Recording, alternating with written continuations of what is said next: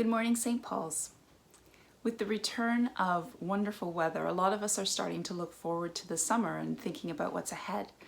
There's a sense of optimism as it looks like restrictions are going to be easing back in Ontario, and there's also uncertainty. This week, parents and guardians heard that summer camps will not be operating this season and that school will not be reconvening for the rest of the school year.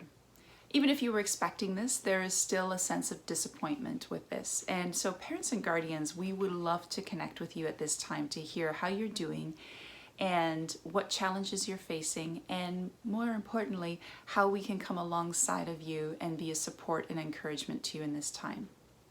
I know that you're connected in with the Care Network and are receiving support and encouragement that way, but we'd also love to hear from you specifically on what it means to be a parent or guardian in this time. There will be a couple of ways for you to do this. Attached to this video, there will be a link to a feedback form that you can complete and send in. And you can also participate in a virtual meeting with a few of us in leadership at St. Paul's.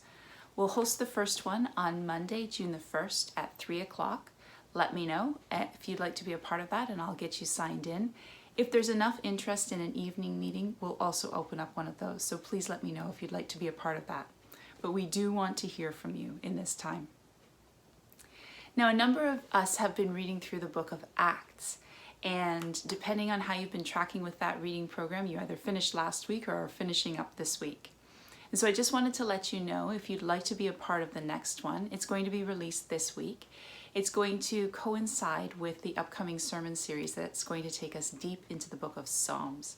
So watch for that to be on our website this week, and in our Friday email, you'll also find a link to be able to download that.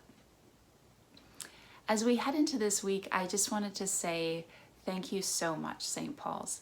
Thanks for continuing to be so faithful in caring for one another. I love hearing the stories of how you are calling one another, emailing, texting one another to know how you're doing. Also hearing stories of service, like groceries being picked up and yard work done. So thank you for that.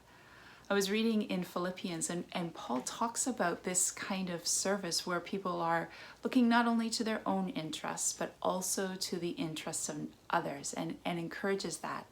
And then he goes on later in that passage to talk about this being God at work among us, who is enabling us not only to will to do these things, but to do the work themselves.